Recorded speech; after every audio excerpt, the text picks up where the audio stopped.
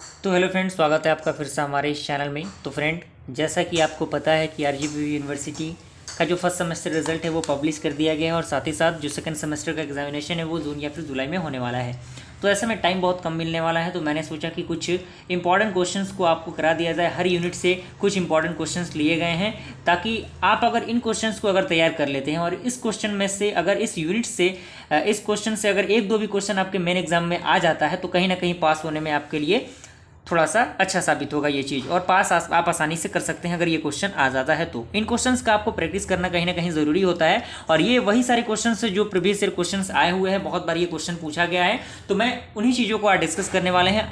और आज हम लोग फिजिक्स को देखने वाले हैं और मैथ का लेक्चर अभी चल ही रहा है। तो जैसे जैसे चीज़ें आएंगी सामने मैं उसके रिगार्डिंग वीडियो अपलोड करने की कोशिश करूंगा। आप लोग भी अपने फ्रेंड सर्कल में ज़्यादा से ज़्यादा उसे शेयर कीजिएगा ताकि वो लोग भी उसका फायदा उठा सकें। तो आइए वीडियो को हम लोग स्टार्ट करते हैं। सबसे पहला क्वेश्चन कह रहा है कि what do you understand by matter waves, या फिर आप मीटर के वेव्स से यानी तरंग से आप क्या समझते हैं। या फिर इस क्वेश्चन को इस तरह से भी पूछा जा सकता है कि discuss about the concept of de Broglie matter waves, यानी डी ब्रोगली के जो कंसेप्ट है, डी ब्रोगली ने जो कंसेप्ट दिया था उस कंसेप्ट को थोड़ा सा डिस्कस कीजिए। तो उसके बारे में हम लोग स्टार्ट करते हैं। तो सबसे पहले लिखा है answer, the optical phenomenon such as interference, diffraction and polarisation of light could be explained by wave theory of light. यानी जो ऑप्टिकल फेनोमेनन है, जैसे इंटरफेरेंस हो गया, डिफ्रेक्शन हो गया या फिर पोलराइजेशन हो गया, वही वेव थ्योरी के अकॉर्डिंग क्या किया जाता है, एक्सप्लेन किया जाता है। This nature of light is known as dual nature, यानी इसी नेचर ऑफ लाइट को क्या कहते हैं हम, ड्यूअल नेचर कहते हैं। And property is known as wave particle duality, और इसी प्रॉपर्टी को हम वेव पार्टिकल ड्यूअलिटी कहते हैं।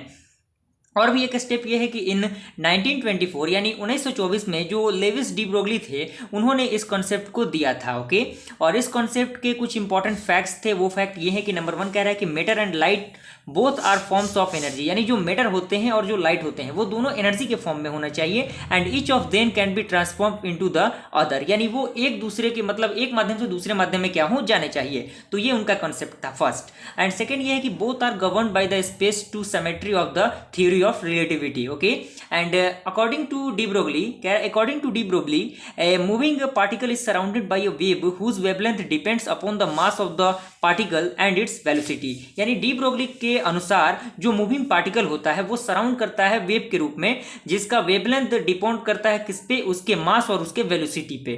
These are were associated with the matter particle is known as the wave या फिर de Broglie concept. De Broglie concept the between the wavelength of matter waves and momentum, यानी जो आपके wave और जो momentum में जो रिलेशन था, जो वेव थी, जो डी ब्रोगली के कॉन्सेप्ट में आता है वो यही फार्मूला होता है, H is equal lambda is equal to H by P, या फिर lambda is equal to H by M B भी आप लिख सकते हैं। और यहाँ पे अगर आप चाहें तो एक पॉइंट भी लिख सकते हैं कि इसमें लेमडा क्या है, एच का वैल्यू क्या है जो कि प्लांक कॉन्स्टेंट है, और पी आपका मोमेंटम है। इसके बाद हम लोग देखते हैं क्या है।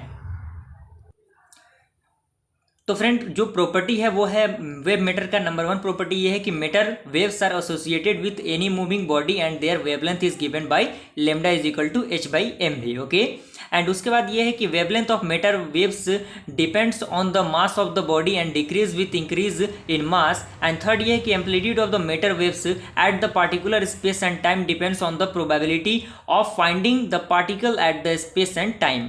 एंड फोर ये है कि unlike other waves there is no physical quantity that varies periodically in the case of matter waves. तो ये आपका एक क्वेश्चन कंप्लीट हुआ, और एक question up to 7 number cover करता है। तो 7 नंबर क्वेश्चंस के लिए आपको थोड़ा सा स्ट्रेंथ तो बढ़ानी पड़ेगी। जो कॉपी का जो साइज होता है उसमें थोड़ा सा क्वेश्चन आपका आंसर जो होना चाहिए थोड़ा सा बड़ा होना चाहिए। तो हो सकता है थोड़ा सा आपको प्रॉब्लम हो, लेकिन अगर थोड़ा सा एग्जाम में अभी तो टाइम है, 1-1.5 महीना टाइम है, तो अगर आप एक एक दो क्वेश्चन को अगर डेली रटते चलते हैं, थोड़ा सा याद करने की कोशिश करते हैं, तो आपके लिए आसानी हो जाएगा। सेकंड क्वेश्चन हम लोग देखते हैं क्या है।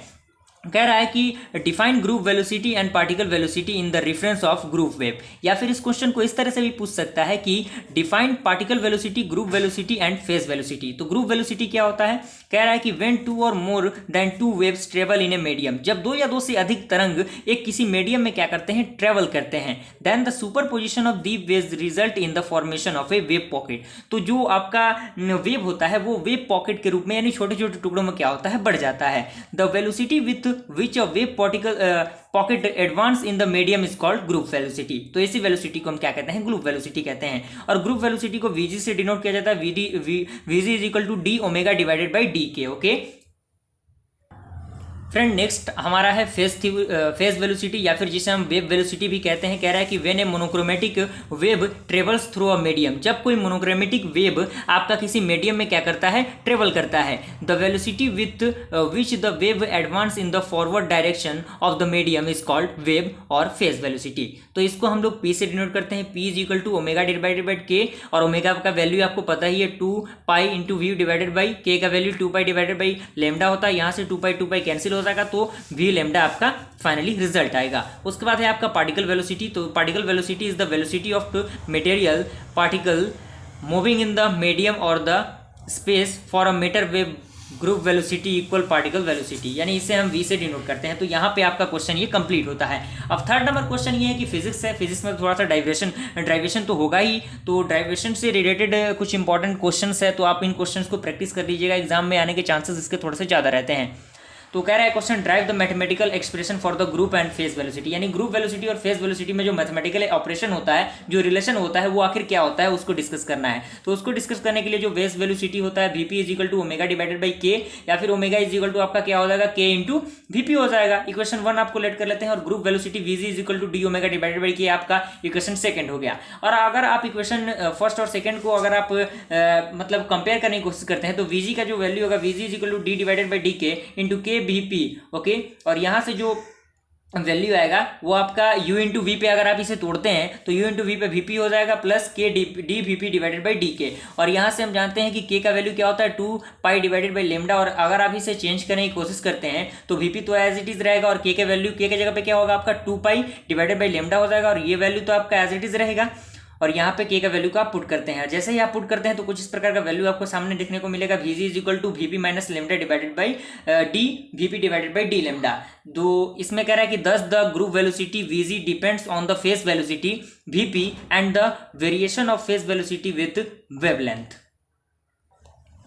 फ्रेंड नेक्स्ट क्वेश्चन कह रहा है 4 नंबर क्वेश्चन। इस लेक्चर में हम लोग 5 क्वेश्चन को डिस्कस करेंगे। 4 नंबर क्वेश्चन कह रहा है कि so the phase velocity of matter wave exist the velocity of light. तो सबसे पहले हम क्या करेंगे, उसके आंसर की अगर हम बात करते हैं तो कह रहा है कि the velocity with which place of constant phase